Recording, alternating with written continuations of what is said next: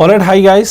Welcome to our today's session. I am Dr. Siraj Ahmed, your faculty of pharmacology, and today I am going to discuss with all of you guys what should be your strategies, your plan, and your approach towards the examination.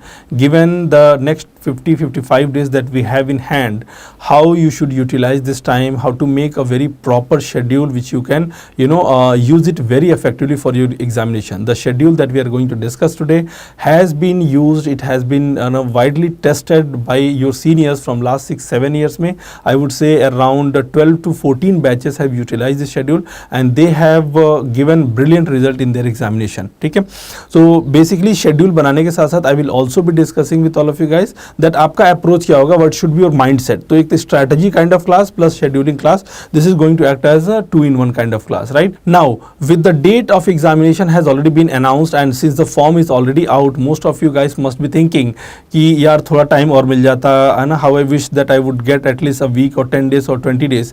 The same thing you will be thinking after 4 weeks or 5 weeks or even after a month as well. Same kind of thinking will be coming. So why not utilize the time that we are having in a very smart way so that ये वाली thinking हमारे दिमाग में ना आए कि यार काश 5 दिन और मिल जाता या 10 दिन और मिल जाता. We don't want to have that kind of thinking right in our mind. So let's go and make a plan that we are going to utilize and don't think about कि life fair नहीं है या life has become unfair for me, है ना. मैं चाह रहा था एग्जामिनेशन दिसंबर के बजाय जनवरी में गया और जनवरी के बजाय फरवरी में चला जाता या मार्च में चला जाता. तो again life is never fair and we can not complain about it because we have already got some extra time. Because पहले क्या था, examination was scheduled in December and we were expecting that somewhere around 2nd to 3rd week of December examination will be done, but now we have got 1 month का extra time. So let's utilize that 1 month का extra time.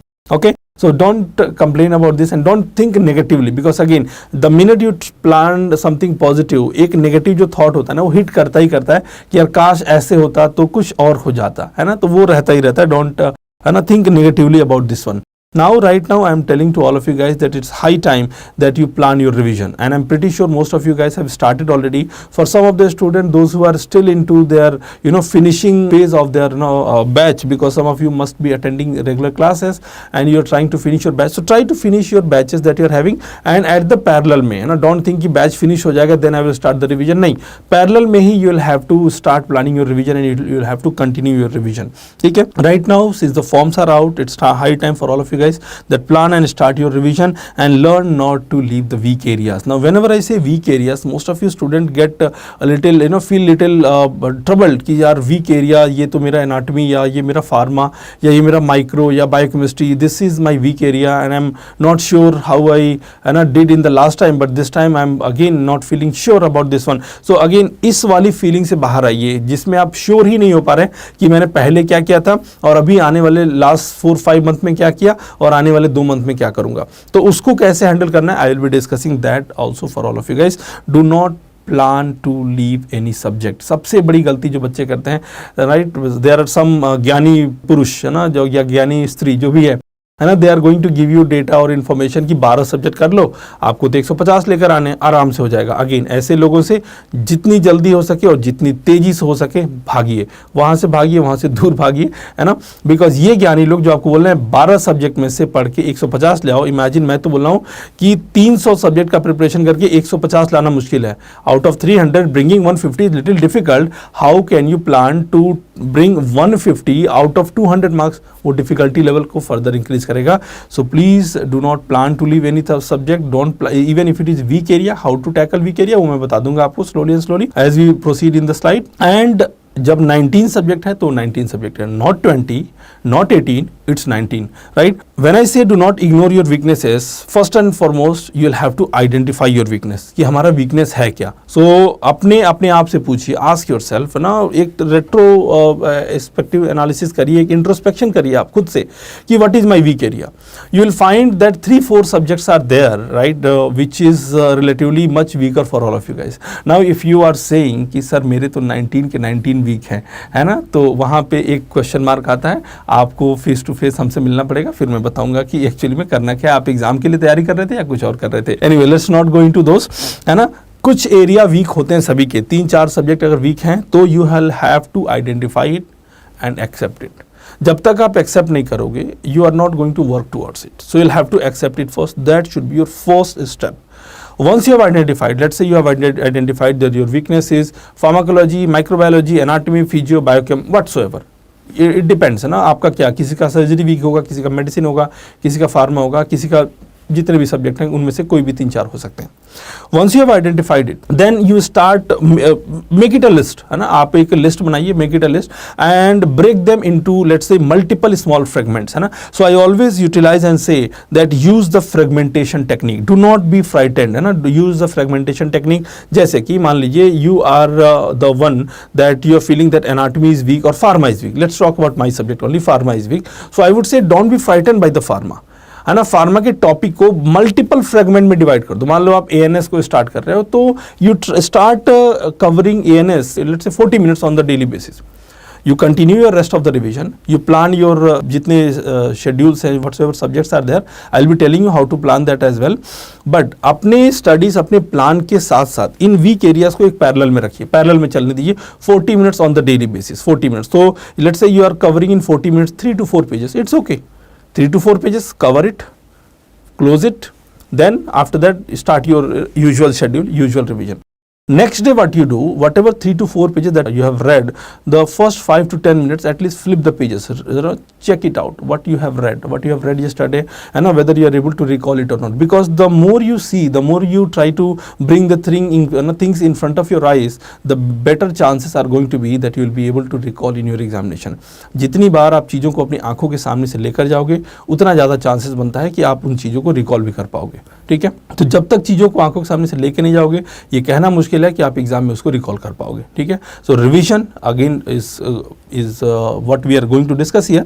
And right now I am telling you that weaker areas को एकदम fragment कर दीजिए, multiple small टुकड़ों में उसको बांट दीजिए. डरिए मत उससे कि यार ये तो बहुत बड़ा है, एनाटॉमी के इतने मसल्स हैं, या फार्मा में इतने ड्रग्स हैं, या मेडिसिन में इतने इन्वेस्टिगेशन है, रेडियो में इतने साइंस हैं. हर सब्जेक्ट के कुछ अपने प्रोज हैं, कुछ अपने कॉन्स हैं. डरना नहीं है. जो आपके वीक एरिया से आइडेंटिफाई करना है उनको स्मॉल एरियाज में डिवाइड करना है. बाकी अगर इसमें और फर्दर आपको इन्फॉर्मेशन चाहिए तो definitely you can put it in the comment section और you can just message in any of our social media handle. Will try to connect to you with whichever way we could, है ना. तो fragmentation technique is always going to help you. You'll have to read and focus more towards the topics. Now topics के बारे में कैसे आप जानोगे? आप सबके पास अपनी PYQ की बुक है. मान लीजिए आपके पास FMG solution है. Definitely it's my book. All of you guys are already aware about it. और आप पढ़ रहे हैं. वो सारे जो क्वेश्चन दिए गए वो क्या है? वो सारे के सारे आपके प्रीवियस ईयर वाले टॉपिक्स हैं. तो उन सारे प्रीवियस ईयर के टॉपिक्स को जब आप कर रहे हो ना तो वही आपके टॉपिक से क्वेश्चन हमेशा आते हैं. The topics are often repeated, questions are not. Exact question का रिपीटिशन ये पॉसिबल नहीं है ना. बट टॉपिक्स डेफिनेटली आर, है ना.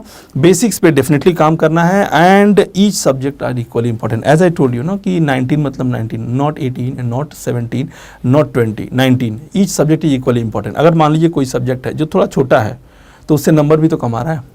अगर कोई बड़ा है जिससे ज़्यादा नंबर आ रहा है तो बड़ा है तो ज़्यादा नंबर आ रहा है. एंड ज़्यादातर कंडीशन में मैंने देखा है कि जो छोटे सब्जेक्ट्स हैं ना वो आपको ज़्यादा स्कोर करके देते हैं. Because you have read it very easily, you are going to revise it very fast. अगर मैं आपको बोलूँ आज के टाइम पे, let's say you have read your subjects like psychiatry, derma, radiology, orthopaedics, you have read it, right. And if I ask you that how many days do you want और how many hours right now you want to revise them, you will say sir hardly I need around 10 to 12 hours or 14 hours, right, so to revise this. Now when I say 12 hours to revise this one, don't just sit at a stretch for 12 hours.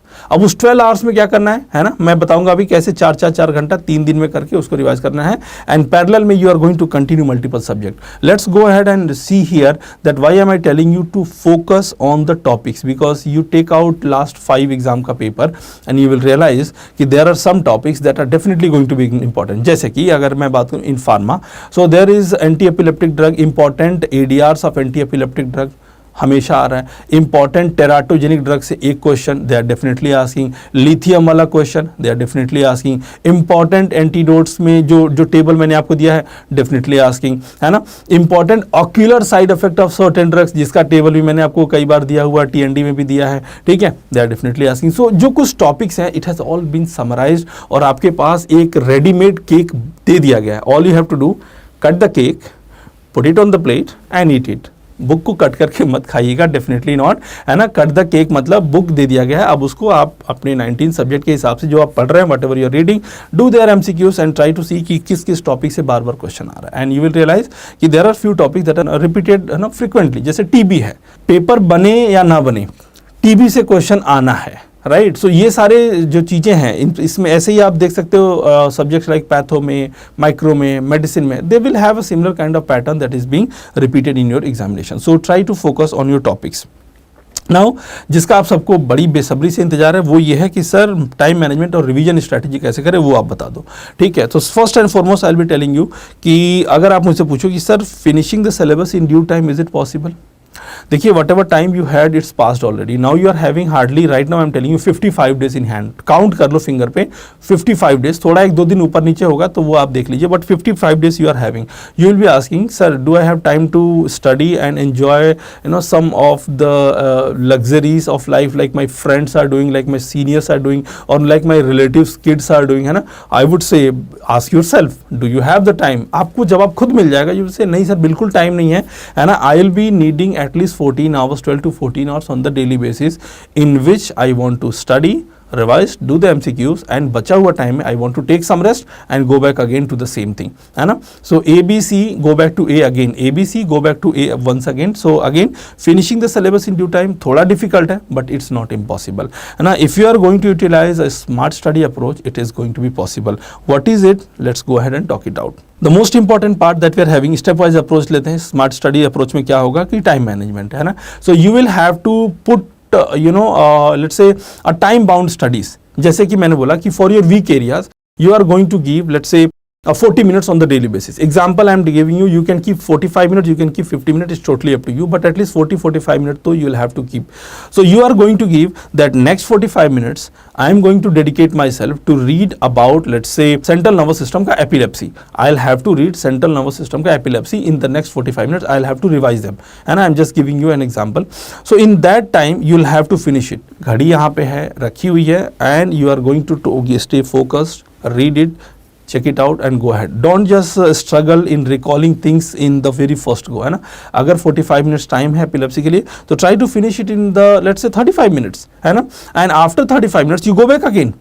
When you read it for the second time, when you read it for the third time, you will realize कि चीज़ें अब याद होना शुरू हो गई हैं, because when you read it in the class, we have already read it like n number of time, we have revised it n number of times, and now this is again re-revision. Revision का भी revision कर रहे हैं ना आप लोग, so definitely you'll have to plan like that way, and time management is very very important, ठीक है। You'll have to study always and always goal oriented, है ना। You cannot just go blind, है ना। blind नहीं जा सकते हैं कि मैंने फार्मा स्टार्ट किया या मैंने एनाटॉमी स्टार्ट किया तो मैं n number of days के लिए चलता जा रहा हूँ, नहीं। On a paper there should be a schedule that you are going to draw, right? And when you are going to sit back for the studies, for your revision, you are not going to sit with this, you are not going to sit with your phone. Why? Because sitting with phone is very very easy, getting distracted with social media is very very easy, and before even you could realize that you are scrolling and you have already lost your 1 hour or maybe more than that, because a time will come for that as well, when you will be totally free from all kind of worries and you are going to just scroll as much as you want, but again not at this point of time. मैं आपसे बस बोल रहा हूँ कि next 55 to 60 minute के लिए serious हो जाओ। 55 to 60 मिनट के लिए बस 14 आवर्स के लिए अपनी टाइम को डेडिकेट करो कि इस समय पे all I will be doing will be studying. No social media. If you're listening to me carefully, listen to me carefully. No social media or no other source of distraction. It can be anything. This social media is just an example. It can be a bad relationship, right? It can be, let's say, a bad family matter. It can be a bad friendship, and it can be anything, or it can be a bad husband or bad wife. It can be anything if you're married, so anything is possible. So I would say, eliminate all the sources of distraction, whichever you could. Try to eliminate all the sources of distraction that we have. You're going to plan everything ahead of time. Setting the realistic goal is very very important. For example, if I say that I'm going to finish my entire pharmacology in next 10 hours, है ना, तो again that is not going to be possible. मैं अपनी बात नहीं कर रहा हूँ, मेरे लिए पॉसिबल हो सकता है, because that is my bread and butter. I am reading this on the regular basis. When I am travelling I am reading, I am sleeping I am reading. Let's say whenever I am not sleeping I am reading about it और I am thinking about it. So I am not talking about me, I am talking about you, that if you are planning that 10 hours में pharma खत्म हो जाएगा, anatomy खत्म हो जाएगा, that's not realistic. Because if you're not able to set a realistic goal, you will not be able to achieve it. If you'll not be able to achieve it, again, that is going to backlash, that is going to create a negativity inside yourself, है ना, that is further going to pull you down, है ना. तो again, realistic goal को set करिए. Let's say you are going to plan your study for 12 hours. So this 12 hour is just the study का quality study hours. To finish this 12 hours, you will be needing around 14 hours or maybe 15 hours. Because after 2 hours of study, or let's say after 90 minutes of study, you are going to have a break, है ना, you will be having a break, है ना. So 15-20 minutes का break, and again you will continue with the same kind, right. So to finish a 12-hour study, you need at least 14 to 15 hours, है ना. तो 14 से 15 घंटा जो बच्चा पढ़ाई करेगा उसको थोड़ा सा टाइम मिलेगा 6 hours के लिए. भाई कैसे भी सो लो, है ना. All I want is a 6 hours of sleep so that I can get ready for the tomorrow's war once again, है ना. So study with frequent breaks and avoid the futuristic thought. Many of the students are messaging me. That's why I have especially brought this point, that students are having futuristic thought. One of the example, my previous exam was bad. What if January exam will also have same kind of paper? My senior failed. What if the paper will be very, very difficult? What if I will not be able to do this or that, है ना. What if I am not able to do this or that, है ना. So anyway, whatever that is the futuristic thought or the negative thought, try to eliminate it, है ना. Do you know what kind of paper is going to come? No. Do I know? No, right. We don't know. Can you do something about it? No. Can I do something about it? No. Why worry about it? It's as simple as that. If we cannot do something about it, why worry about it, है ना. So again, avoid the futuristic thought. But can you study right now? Can you plan today and study? Can you make a realistic goal and study? Yes. So do whatever you can rather than worrying about what I cannot, है ना. So you are going to start with the schedule, है ना. You are going to draw it on a paper. So along with me also you can make it and you can draw it. Like for example, let's say you are having around 55 days. So for this 55 day, I am going to put it in 3 important areas. So first I put it in 30 days, but 30 days में I was not able to do. So according to my math, I said that if you are following me, 32 day, 15 day and 8 day, ठीक है. So that will be somewhere around 55 days, है ना. 55 days का schedule है. अब इस 32 days को कैसे यूटिलाइज करोगे? First revision, second revision 15 days का कैसे करोगे, एंड 8 डेज में क्या करोगे? तो minimum I am asking complete revision, at least 2 revision तो आप कर ही लो. एंड ये कैसे पॉसिबल है? थोड़ा सा डिफिकल्ट है बच्चे, बट मैं बोल रहा हूँ थोड़ा सा अपने माइंड सेट को बना के रखिए. मैं बता रहा हूँ ये पॉसिबल है. You will be able to achieve it, है ना. It's all a mind game. To all my exam aspirants, what is the master plan? So let's say I'm having 55 days, and in this 55 days, how am I going to utilize it? So try to finish the first revision before the December 27th. Before December 27th. So let's say you are starting from today, है ना, and you are having around 30 to 33 days, है ना. So in the first 30 to 33 days, try to finish it before December 27. Second one is going to be from December 28 to January 11, and after that in the last one, है ना, जो December 12 to 19 वाला है, where there we are having 8 days time here. In these 8 days time, you are going to do PYQ topics, important PYQ topic. Because अब इसमें पूरा अगर आप करने जाते हो, या if you are going to finish let's say a subject, you won't be able to do that. तो मेनली मैं बताऊंगा कि PYQ टॉपिक्स, you can also do all the high yield topics, जो कि यूजुअली हमने ऐप में भी दे रखा है. We always use to give you in the YouTube session as well, है ना. अभी एक यूट्यूब सेशन भी आने वाले टाइम में आएगा जिसमें हाई यील्ड MCQs वाला सेशन रहेगा. उसके टॉपिक्स को आपने करना है ना. और लेट्स से सम नंबर और डेटाबेस स्टडीज.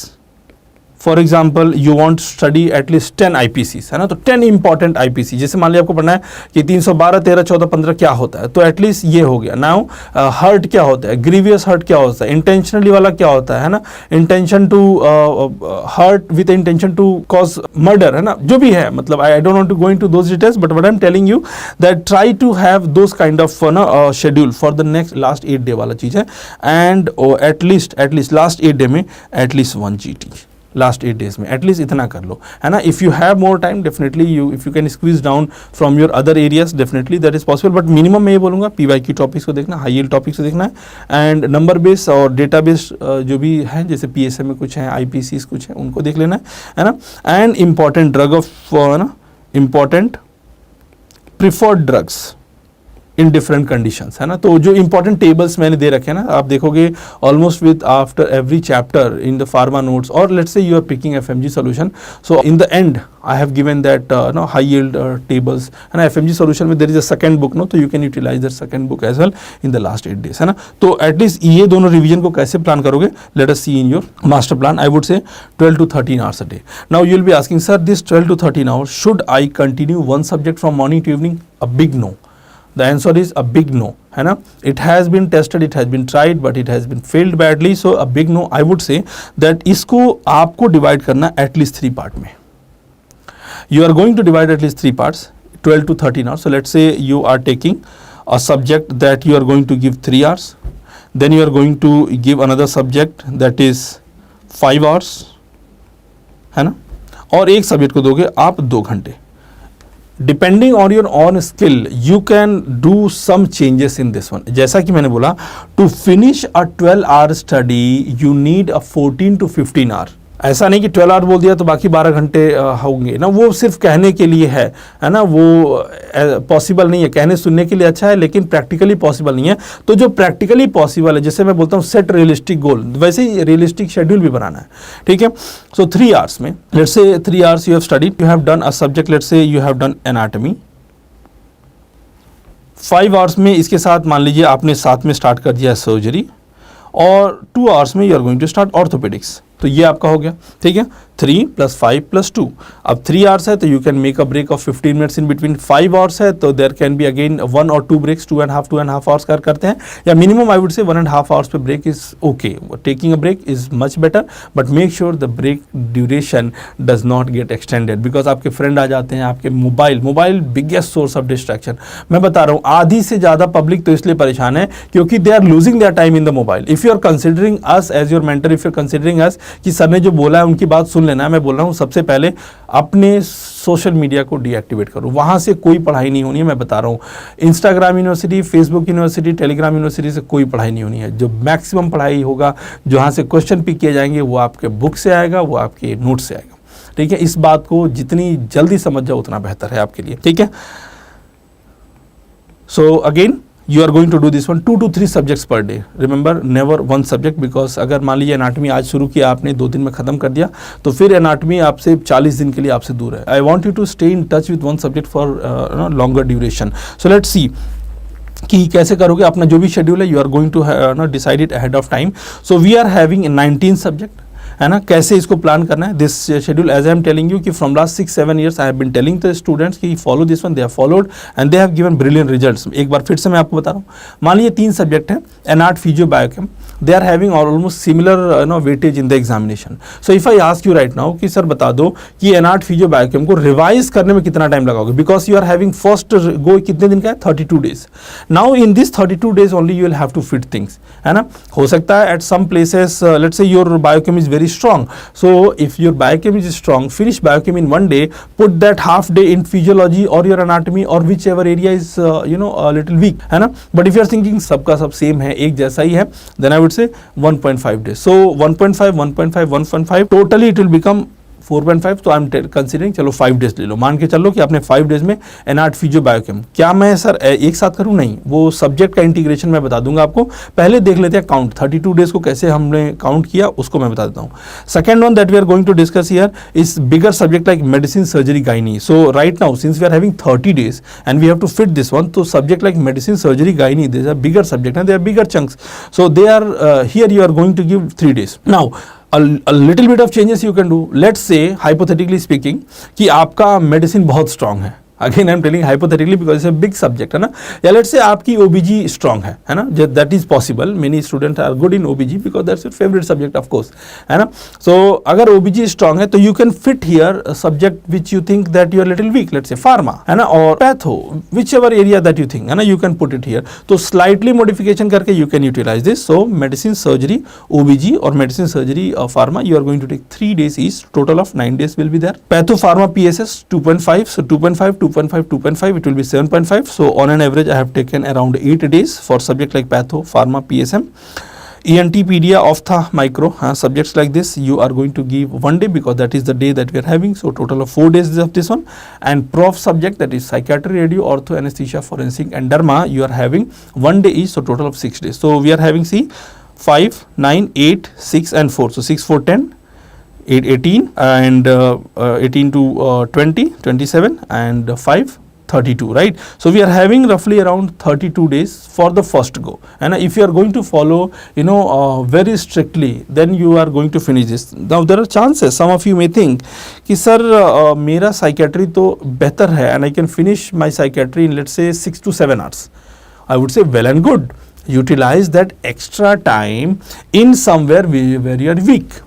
है ना? तो जो अभी आपका वीक एरिया है आप उनमें वो एक्स्ट्रा टाइम दे दो, है ना? सम ऑफ यू में से सर मेरी फॉरेंसिक स्ट्रांग है, I can finish it in 8 hours. अगर मैं बैठूं 4-4 घंटे का 2 या लेट से 2-2 घंटे का 4 दिन में लेके करूंगा तो I will be able to finish my forensic. In fact the minor subjects that I am telling you, if you are able to do in let's say 6 to 7 hours और 8 hours, then I would say try to finish it 1 to 2 days only. उसको लंबा मत खींचो, है ना? Try to finish it in 1 to 2 days only. These are just sample study schedule, you can make a little bit of changes again, है ना?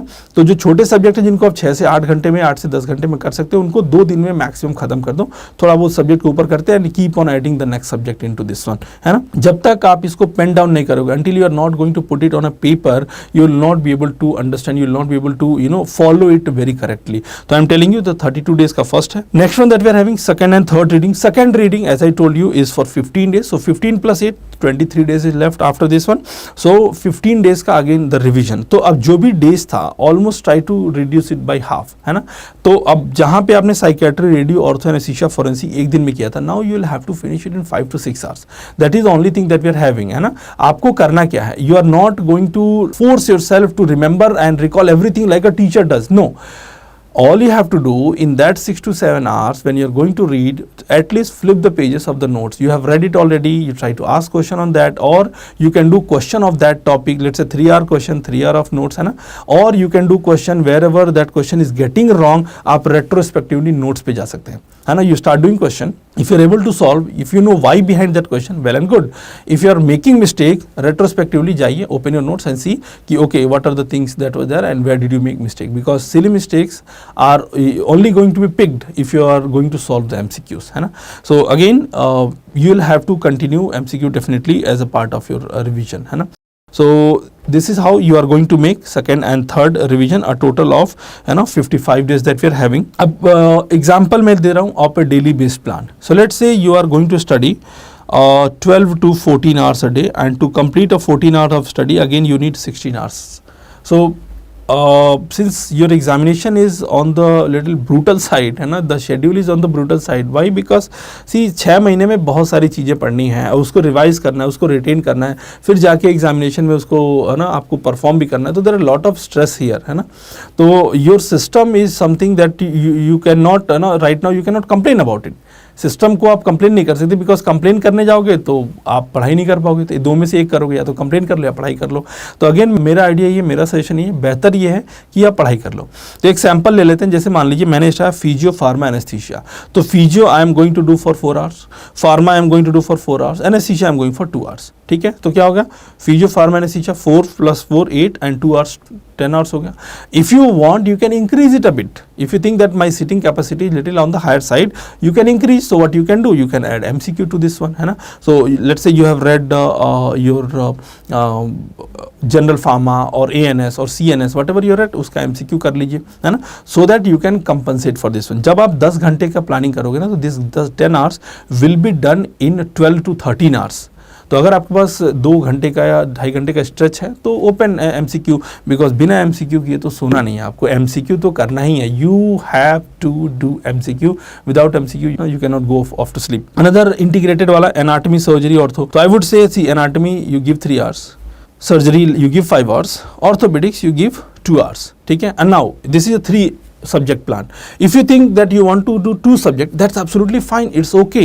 So in that case scenario, you can give orthopedics, let's say 4 hours, and rest of the time you can give to surgery, and you finish orthopedics, let's say in the next today and tomorrow, that is in 2 days only.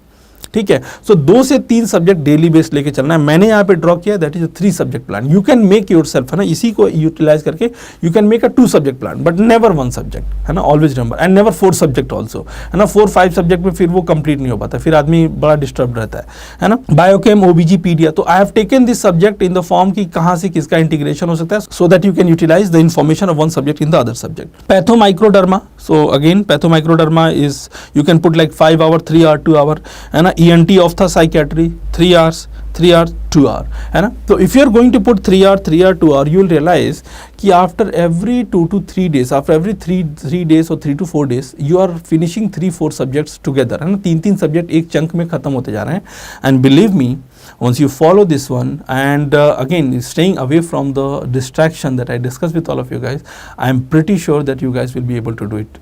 थोड़ा difficulty है, लेकिन आपने difficult राह भी तो चुना है, आपने डिफ़िकल्ट कोर्स भी तो चुना है ना। तो डिफ़िकल्टी तो आएगा ही। अगर आसान होता तो सब लोग कर रहे होते हैं, है ना। आप कर रहे हैं, डेफिनेटली कुछ एक्स्ट्रा ऑर्डिनरी है तो ही कर रहे हैं आप, है ना। नाउ एक और शेड्यूल ये जो मैं दे रहा हूँ, नेक्स्ट चीज़, ये एक टेबल है जो मैं बार बार बच्चों को देता हूँ। ये टेबल मैंने ड्रॉ किया था, आई रिमेंबर बहुत पहले स्टूडेंट्स के लिए अपने ड्रॉ किया था, 2013-14 में मैं ड्रॉ किया था, and I floated it the print out, है ना। उसमें ऑनलाइन का बहुत कम चलन था, तो ऑनलाइन स्टूडेंट्स यूज इट, और हर लाइब्रेरी में ये होता था बच्चों के, है ना। So they use to keep, and every time they are going to finish, let's say they finish physio class notes, है ना, दे फिनिश इट्स MCQ और दे डिड FMG सोल्यूशन, है ना। अगर TND कोई ज्वाइन किया तो TND नहीं है तो कोई बात नहीं, अगर एक्स्ट्रा है तो वेल एंड गुड, नहीं है तो कोई दिक्कत नहीं है, ठीक है। Whatever subject, let's say you are starting, है ना, today you are starting let's say pharma physiology, और you are starting let's say 1 more subject anaesthesia, है ना।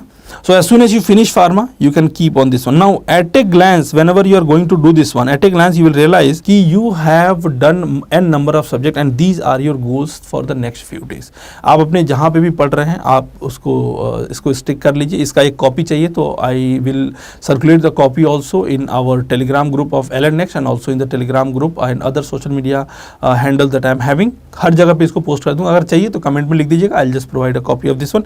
You can have a copy of this one, right? तो इसको आप utilise करके eight a glance आप अपने प्रोग्रेस को मॉनिटर कर सकते हैं कि कितना तक गया है। मान लीजिए आपने फिजियो फर्स्ट गो में कर लिया, सेकंड गो में भी कर लिया, है ना। FMG सॉल्यूशन का भी आपने किया था, जो भी क्वेश्चन गलत हुए थे आपने सेकंड टाइम में आके एटलीस्ट एक बार चेक कर लिया, you have checked it already कि भाई हो गया।